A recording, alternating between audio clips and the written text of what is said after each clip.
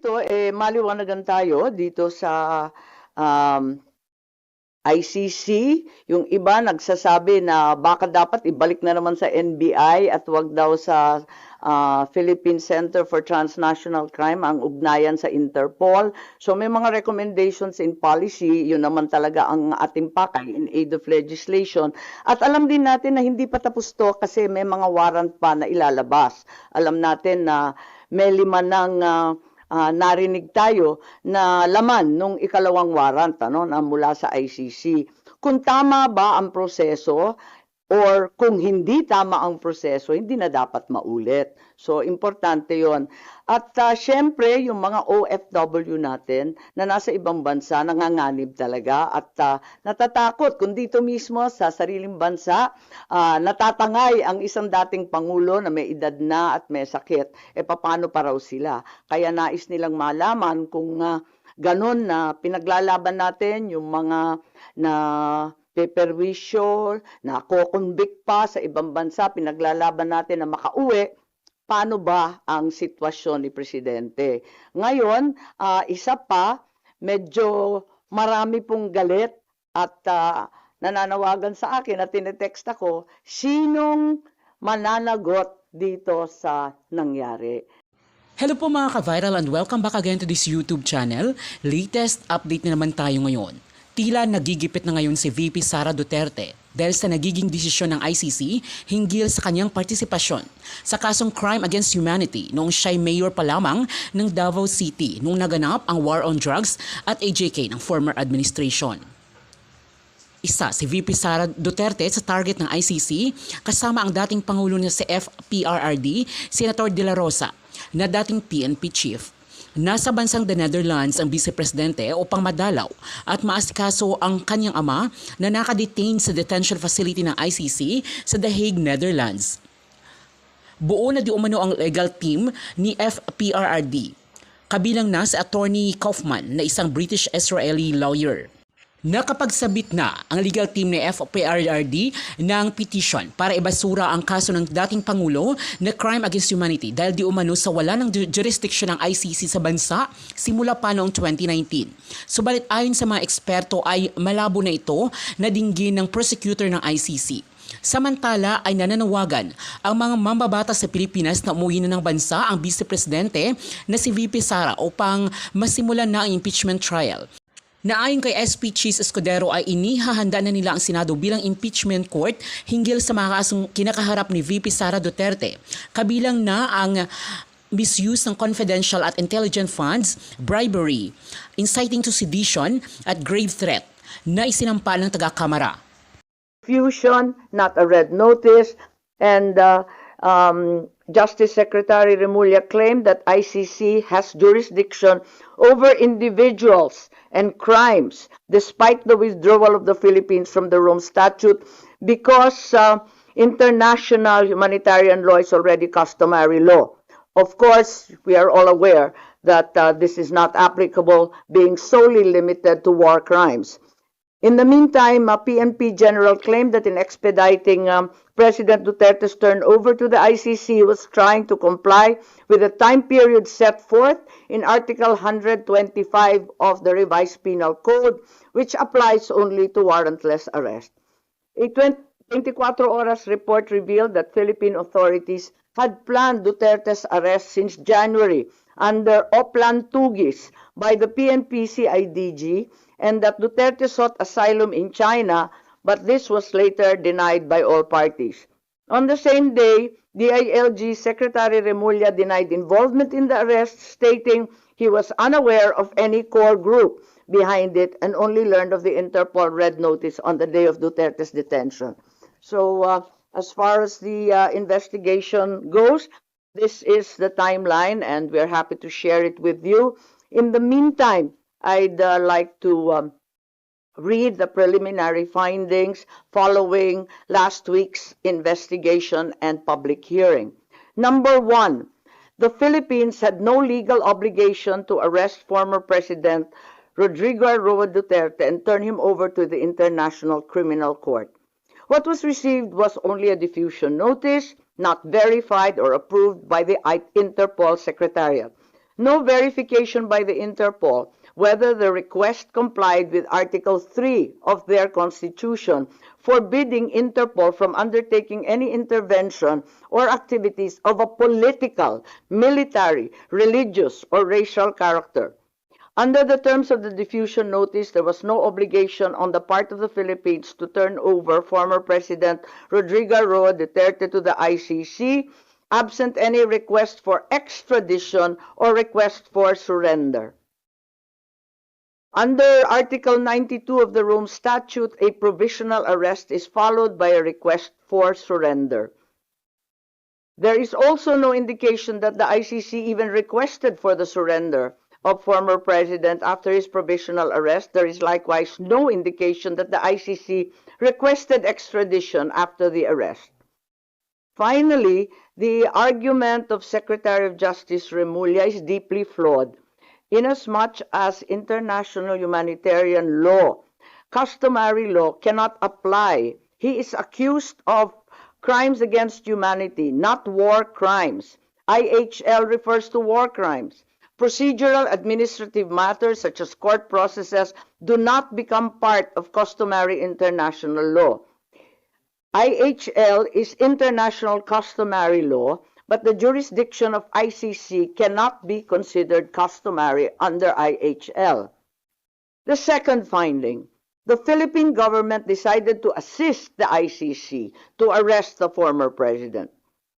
The administration already started preparations prior to March 11. The PNP mobilized units on March 10. The National Security Advisor Anyo was already tracking the former president's camp before the arrest. Even before the ICC prosecutor applied for a warrant of arrest, there was already statements by key executive officials that the administration will cooperate if the ICC courses the request through Interpol to arrest the former president. Finally, the claim of the Department of Interior and Local Government Secretary John Vic Remulla that the supposed group effort was only based on rumor is incredible. This attempt to cover up what was already aired on media and what had already come to pass was an indication of a comprehensive plan to arrest the former president already being in place even before the date indicated in the ICC warrant of March 11. Finally, my third preliminary finding was that there were glaring violations of the rights of the former president. The constitutional safeguards guaranteeing liberty and due process of law were not observed. No warrant was issued by a Philippine court. The arrest did not fall within the exceptions of a warrantless arrest. Meanwhile, General Torre invoked 125 article of the revised penal code only applying to warrantless arrest. The constitutional safeguards for the right to liberty of abode were also disregarded. No court order was issued mandating that the former president be taken out of the Philippines against his will. Former President Duterte was deprived of the right to be visited or to have conferences with immediate family members under Section 2F of Republic Act 7438. General Torre admitted he did not allow Vice President Sara Z. Duterte to visit former president in Villamor Air Base, contrary to RA 7438. Former President Duterte was further denied the right to be brought to judicial authorities under Article 59 of the Rome Statute. The former president was also denied the right to apply for interim release under Article 59 of the Rome Statute or the right to apply for bail under prevailing jurisprudence on extradition. However, during the public hearing of March 20, here at the Senate, the Secretary of Justice insisted on the inapplicability of the Rome Statute. But a DOJ certification signed by Prosecutor General Richard Fadullon stated very clearly that the DOJ made the following determinations. As competent authority of the custodial state, the arrest issued complies with Article 59 of the Rome Statute. To recall, DOJ spokesperson Clavano released a statement last March 13 saying, ang naging role namin ay competent judicial authority. Kami na ang nag-attest na lahat ng proper processes ay ginawa. Similar to Prosecutor General Fadulion, the DOJ spokesperson showed that the article cited in the Rome Statute had been complied with. Therefore, it's apparent that the DOJ first tried to convince the public that the requirements under Article 59 of the Rome Statute were complied with, and then later on, when such stance became untenable, decided to ditch Article 59 and the Rome Statute altogether and pursued another theory, extrajudicial rendition, and invoked RA 9851, particularly Article 17. Yun lang po. So those are the three findings right now. As we speak, we are not certain if we will continue at magkakaroon pa ng ikalawang pagdinig pagkat yun nga, kinakailangan na meron tayong matitindi, magagaling at malaman ng mga testigo. So nagbubuo pa kami kung sakali at kung hindi, pag-aaralan na lamang natin ang nabunyag nung nakaraang linggo. Yes?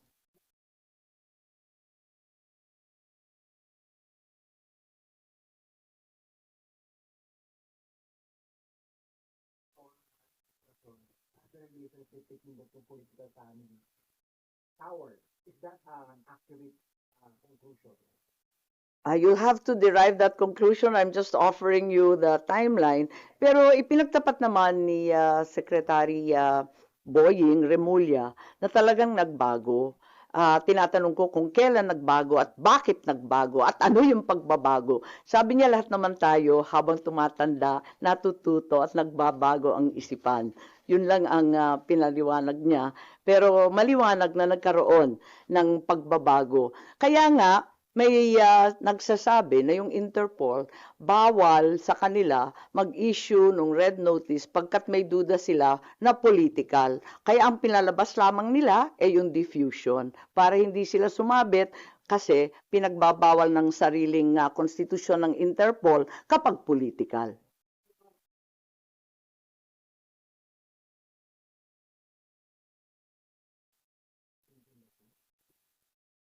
Paulit-ulit sinasabi ni Secretary Boying Remulla na may konteksto ang lahat. At sa palagay ko maliwanag na may konteksto na talagang sumasabay sa alitan at pagwawalang tiwala ng dalawang panig. Itong mga pagbabago sa legal processes and our international stand, ano? Nagbago rin talaga.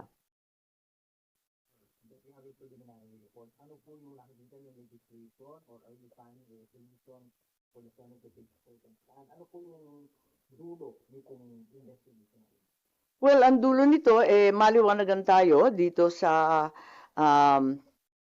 ICC.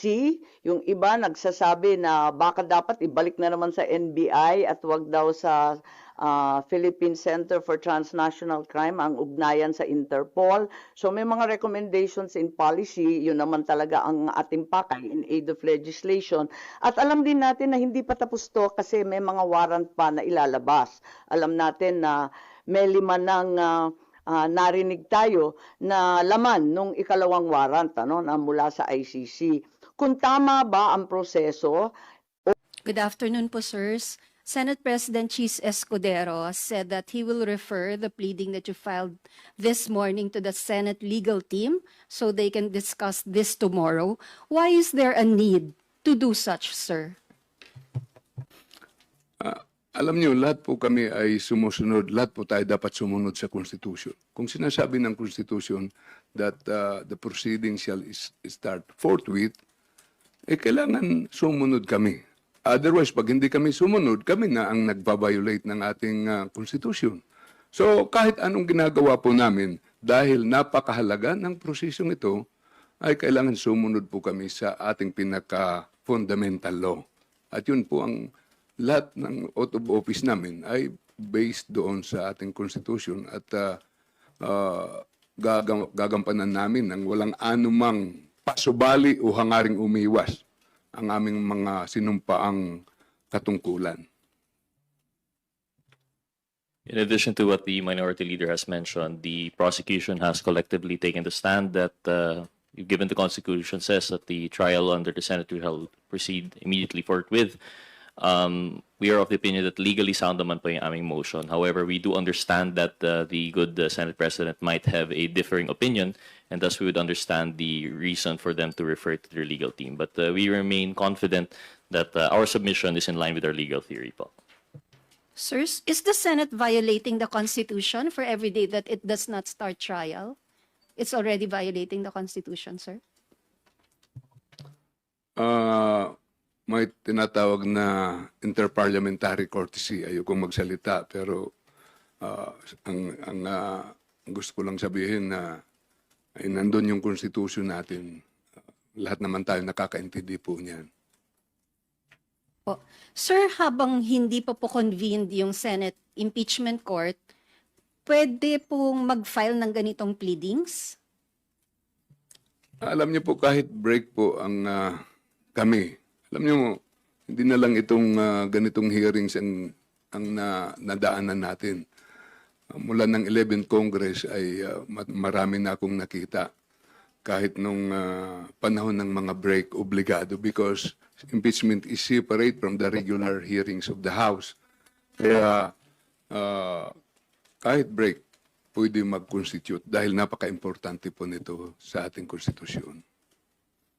Kahit nga hindi impeachment, nakikita po natin, nagtutuloy-tuloy yung hearings ng House, nagtutuloy-tuloy ng hearings ng Senado. Mas lalo na pag ganitong usapin na this is specified precisely by the Constitution on what is the importance of this process. Alam niyo, yung taong bayan, mahirapan silang idulog sa mga korte natin pag pinakamatataas na official ang pinag-uusapan. That's the reason why we have this process. Pero sir, earlier sinabi na po ni Senate President na magkaiba po yung regular hearings doon po sa impeachment. So, yung stand po ng prosecution panel, ganun pa rin na pinaka-importante itong impeachment at dapat forthwith simulan na. Napakaklaro ko po ng ating Constitution that the impeachment process shall start forthwith. Anong ibig sabihin ng forthwith? Right away, without delay. Kami naman po sa 11-man prosecution team, we have to follow this. That we have to assume our duties and responsibilities para gampanan po namin. Medyo gusto rin namin mangampanya, mag-break, ganun din. Pero because of this provision of the Constitution, wala kaming magagawa eh. Pero kung ano ang interpretation nila, sabi ko nga, basahin natin siguro. At saka, pero inirespeto natin, may tinatawag tayong interparliamentary courtesy. Taong bayan na po ang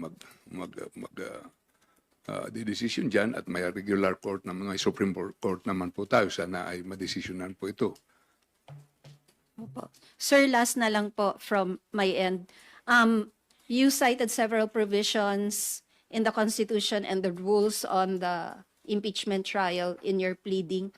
Do you think that's enough to convince the Senate legal team and the Senate President to change their timeline? Kasi ang naunang sabi after SONA pa po. Alam nyo, lahat ito nakikinig sa taong bayan. Lalo na pag nakita nila na ang mga prosecutors ay handang gampanan ng aming tungkulin at nakahanda po kami. Sa iniutos sa amin ng buong Kamara, palagay ko makikinig sila dito. In addition to that lang po, no, siguro, as we mentioned, as the good Senate President has mentioned, that the Senate is ready to prepare for the trial, they are willing to go through the motions and any preparation that might be necessary even prior po, no? So in relation to the timeline, the motion filed by the prosecution to the Honorable Libanan, yung entry with the motion of summons, this could be considered one of those preparatory steps po, no? So we are of the opinion that legally they can tackle this matter even within the timeline that they have originally mentioned. So yun po. Thank you. Thank you, Tina Panganiban. Next, Rosalie Cas from UNTV. Good afternoon po, Kongs. I-reiterate ko lang po yung question po ni Ms. Tina. Kahit hindi pa nagko-convene yung Senate as an impeachment court, pwede na ba nilang aksyonan yun pong inyong entry of appearance at motions to issue summons? Ang pagkarinig ko kay Ma'am Tina kanina na magtatawag sila, magme-meeting sila at magde-decide sila. So, pwede kasi mayroon naman tayong tinatawag na special session. Pwede yun in the performance of their official duties. Pwede po yun.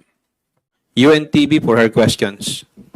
Good morning po, Kong. Si Vice President Duterte po natanong po sa The Hague regarding po sa issue ng confidential funds, lalo na po yung humahabang listahan ng mga fictitious names na si Kong Ortega po yung naghayag. Pero meron po siyang statement, ang sabi niya, if I may read, hindi ko masagot yan dahil as we speak, hindi namin alam how they handled the chain of evidence. Hindi natin alam kung yan talaga yung sinubmit ng Office of the Vice President at this point. Any reaction to her statement po? Sa akin naman po, at least may nakuha rin tayo na reaction or sagot. Kasi nga, nung 2 days ago, siguro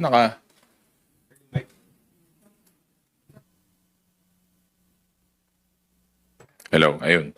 So yung siguro 2 days ago, siguro mga 8 interview ako sa isang araw tungkol diyan sa sila Dodong Gang, saka sila Mickey Mango, saka si Jay Camote. Hindi Jay Kong Hun, Jay Camote. Sabi ko nga po, nag-umpisa yan, budget briefings, during the hearings sa Good Government. And up until this point, hindi po talaga nila masagot eh. Kasi sabi ko nga, if that's a procedure, may procedure po tayo with handling confidential intelligence funds, madali pong sagutin talaga yon. Kasi nga, kung sumunod ka sa procedure at, 'di ba? Mas madali po talagang sagutin pag alam mo. Ngayon, sabi ko nga po, meron naman po tayong nakabinbin na impeachment. Sabi ko, then that will be answered during the impeachment sa Article 2. So, kaya nga po, siguro, makikita po natin yung Kalye survey, no? Talagang yung mga tao, ramdam na ramdam mo sa taong bayan na, uy, ano ba itong mga to? Sino ba itong mga to? Ba't hindi nila mapaliwanag? So, sabi ko nga, ayan, meron pong forum at magkakaroon po ng impeachment para po masagot lahat ng mga tanong po natin. Kasi hanggang ngayon, ako rin po, hindi ko rin po alam ang sagot dun sa mga tanong na yun. It seems like hindi pa po nakakapaganda si VP Duterte dahil sa The Hague. Siya po yung immediate family ni dating Pangulong Duterte doon nakasama. So, mayroon po ba kayong any message for her? Kasi it seems like nagdududa siya dun sa hawak niyong ebidensya against her.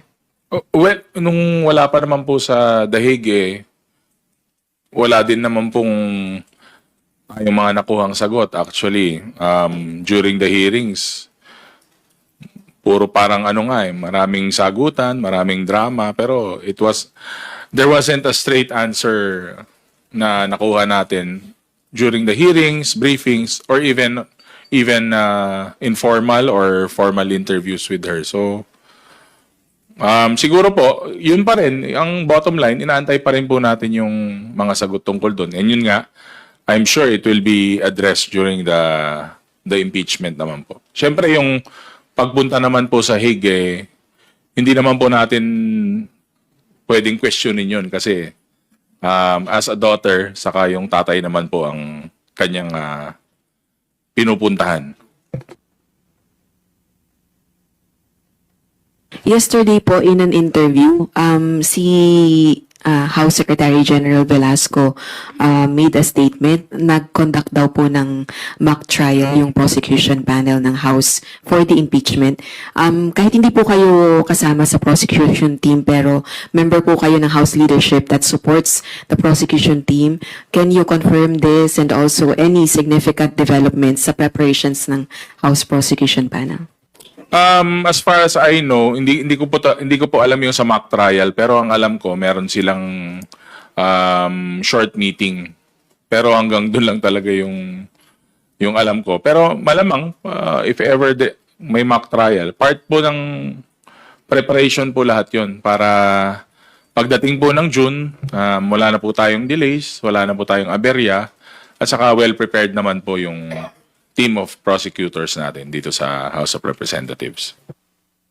Idadagdag ko lang po, aside from the preparation, actually you have 11-man team dyan eh. So it's also important para they can move as one, yung rapport eh, at saka yung kasi tinatawag nating chemistry, how can not only consolidate their the data and the evidences that they have to provide, but how can they also complement each other. So I think that's part of the preparation process that we also the House is also trying to proceed on, no.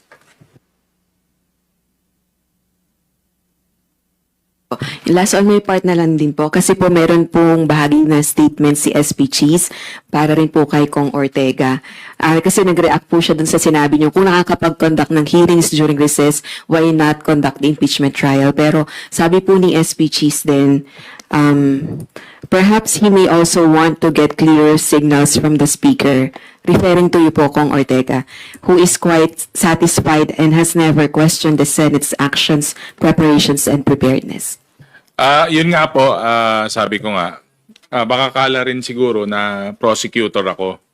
Kasi nga po, nag-comment ako dun sa issue. Pero, sabi ko nga, nakita ko yung press release from the Speaker na natuwa po siya sa commitment ng Senate dun po sa nararating po na impeachment, no.